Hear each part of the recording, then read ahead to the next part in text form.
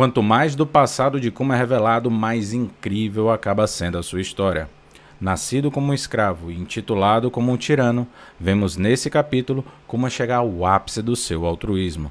É quando a chave para a cura de Bonnie encontra-se nas mãos de Jay Garcia. O Gorosei oferece a Kuma 3 condições para que ele possa curar a sua filha, onde primeiro ele assumiria o posto de um Shichibukai, se tornando agora um aliado do governo mundial. Já a segunda condição era se tornar literalmente um ciborgue, com todas as suas modificações corporais. Mas já a terceira e última condição, essa sim exigia um pouco mais. Era literalmente a sua morte em vida. Outro destaque importantíssimo nesse capítulo foi a presença sutil do Almirante Kizaru, onde vemos ele dançando ao ritmo dos tambores da libertação. E você sabe o que é que isso significa, né? Bom, eu não sei. Então, vamos descobrir isso juntos? Acompanhe comigo a resenha do capítulo desta semana. Já de cara, damos início ao capítulo com a chegada da Marinha em Egghead. Logo na primeira página, temos a presença do ilustríssimo Almirante Kizaru.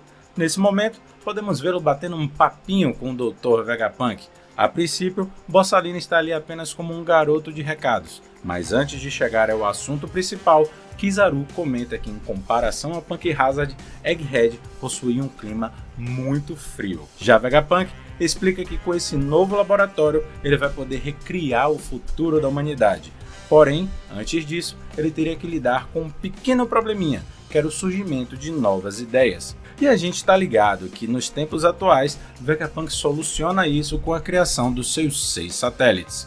Não me diga. Porém, entretanto e todavia, naquela época, sem possuir esses recursos e estando 100% focado no futuro da humanidade, o cientista mais inteligente de One Piece acaba não sendo um dos mais espertos e acaba deixando uma brecha em sua segurança.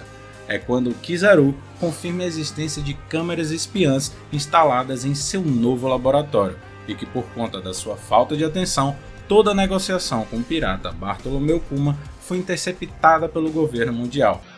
Se fodeu! Dando origem à sua visita em Egghead. E falando em visita, podemos notar em um quadro mais tímido a presença do futuro integrante da SWORD, Dias Drake. Aparentemente aqui ele não passava de um novato na marinha que fazia parte da frota de Kizaru. Não temos ideia se foi a partir daí que ele veio se tornar um agente duplo, não sabemos o que ele viu ou ouviu nesse encontro, não fica claro. E falando em encontro, Kizaru traz com ele um Dendemushi muito peculiar, onde vemos que do outro lado da linha estava Sanjay Garcia Saturno. O Gorosei também queria bater um papinho com o Dr. Vegapunk, e já dando logo na lata, logo de cara, ele afirma ter certeza de toda a negociação que Vegapunk estava tendo com o pirata. E para mostrar que estava inteirado com o assunto, ele afirma que por mais que Kuma tivesse um corpo ideal para se tornar um soldado clonado, colocar o seu rosto como um representante da marinha não era uma coisa assim legal de aparecer, seria uma vergonha para a corporação.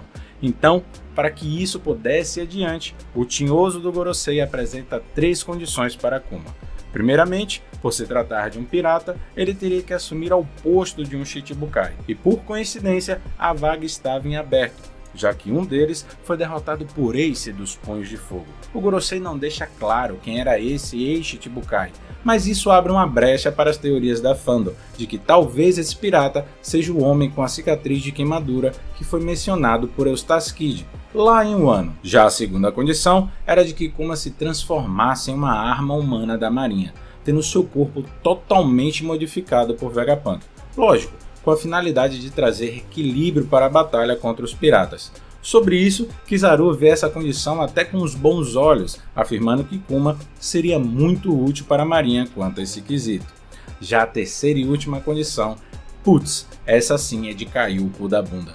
Kuma teria que perder totalmente seus pensamentos, suas emoções, sua personalidade, sua liberdade, declarando literalmente sua morte em vida, já que em seu passado ele fazia parte do grupo dos revolucionários, e se isso seria um grande problema caso Kuma ainda tivesse ligações com o exército de Dragon. Já Vegapunk se mostra um pouco indignado com essa terceira condição, e também quem é que não ficaria? dizendo que se fizer isso, acabará removendo toda a humanidade de um homem, transformando Kuma literalmente em um robô, sem sentimentos. E isso ele não estava pronto para fazer.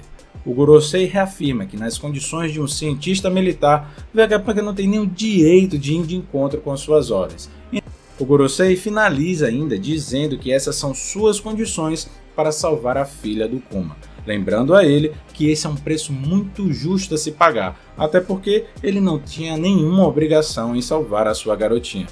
Caralho, que velho filho de uma Kenga, ainda tem a cara de pau de afirmar que não se importa com a Bonnie? Mesmo sabendo que ele foi o precursor da sua doença? Caralho, man. Só matando esse satanás. Vegapunk ainda insiste, dizendo que seria muito perverso modificar um homem dessa forma. É como se ele estivesse cometendo um assassinato, e isso está indo muito de encontro com o que ele pensa. Mas é aí que nesse momento vemos Kuma interromper Vegapunk e com um sorriso no rosto ele afirma que se essa for a única forma de curar Bonnie, ele estará disposto a aceitar qualquer destino, até mesmo virar um demônio se for preciso. Essa resposta pega todos de surpresa, inclusive Kizaru, até porque essa é uma condição que seria algo que ninguém sequer poderia se submeter. Porém, esse é um tipo de sacrifício que só um pai de verdade poderia estar disposto a fazer por sua filha. Agora, com os prazos estabelecidos, Jay Garcia inclui mais uma cláusula no contrato: filho de uma Kenga, afirmando que Bonnie ficará sob custódia do governo mundial até que a remoção de personalidade de Kuma fosse 100% finalizada. Além disso, mesmo depois que Bonnie estiver 100% curada, qualquer contato entre eles seria proibido. Caso isso aconteça, Garcia irá assegurar de que Bonnie vive o resto de sua vida como um escravo. E de acordo com Gorosei, isso serviria como uma forma de garantia para que Kuma não fugisse com ela logo após o tratamento. Só em imaginar que sua filha poderia viver como uma escrava, Kuma reafirma que vai ficar longe de Bonnie, contanto que eles prometam que nunca contariam toda a verdade para ela. Kuma não quer que ela se sinta culpada pelo seu sacrifício. Além disso, Kuma quer que ela seja enviada para o reino de Sobert assim que sua cirurgia fosse finalizada, e se essas condições forem atendidas, ele promete que irá obedecer todas as ordens sem qualquer questionamento. Visto que esse foi um pedido muito simples, Jay Garcia concorda com as condições, contanto que o governo mundial supervisione, por ele tá tudo bem. Agora que o acordo entre ambos foi selado, Vegapunk pode dar início aos seus trabalhos. O mais curioso aqui é que podemos ver o poder do seu fruto em ação. Vegapunk não para de fazer anotações, as novas ideias continuam a surgir uma atrás da outra, e por mais funcionários que tivesse, ainda assim não estava dando conta. E então vemos o tempo passar em Egghead, e podemos observar alguns pontos curiosos nesse período, assim como a cirurgia tanto da Bonnie quanto do Kuma, que ocorrem de forma paralela. Mas fora isso, também notamos que o laboratório de Vegapunk está se expandindo, e para isso eles contam com a chegada de mercadorias vindas do submundo, patrocinado pelo Umit, chefe do submundo, o mesmo que apareceu lá em Holy Cake para o casamento de Sanji. E além disso, há um momento de descontração entre o nosso elenco principal, onde todos tiram um tempinho para comer uma pizza e dançarem ao ritmo dos tambores da libertação. O mais legal é que nessa cena podemos ver Kizaru fazendo parte desses momentos, o que mostra o seu nível de afinidade com aquelas pessoas. Agora fica aquela dúvida no ar, né? Seria que por conta desse convívio, dessa afinidade, Kizaru nos tempos atuais poderia vir ajudar o Chapéu de Palha com a fuga de Vegapunk, mesmo de forma sutil? Bom, isso aí ainda pode dar muito pano para manga. Por hora vamos dando continuação à resenha do capítulo. E então, os 6 meses se passam, e com o fim do tratamento, vemos que Bonnie apresenta ótimos resultados em seu processo de cura. Mas para ficar de fato 100%, ela precisará ficar por mais um ano em reabilitação. E como foi combinado lá com Coisa Ruim, Bonnie retorna juntamente com Kuma para o reino de Sobert. Lá, são recebidos com a calorosa recepção, incluindo a presença da rainha mãe Konen.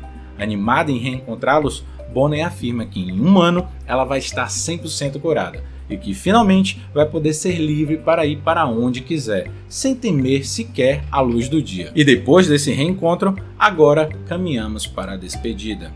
vemos Kuma em seus últimos momentos com sua filha, tendo que mentir para que possa mantê-la segura, afirmando que, por ser um pirata, ele terá que ficar longe do reino para não trazer mais problemas. Por isso, ficará um ano afastado. Porém, ele promete que, mesmo longe, ele se fará presente em sua vida, enviando muitas cartas, contando as suas aventuras, até que um dia eles possam viajar juntos, mesmo ele sabendo que isso nunca irá acontecer. E antes mesmo que ele pudesse partir, podemos ver um projeto de Califa entrando pela igreja e dizendo que vai tomar conta da porra toda. Ela era Alpha, uma agente da inteligência da Cypher Pool, que no momento estava disfarçada de enfermeira.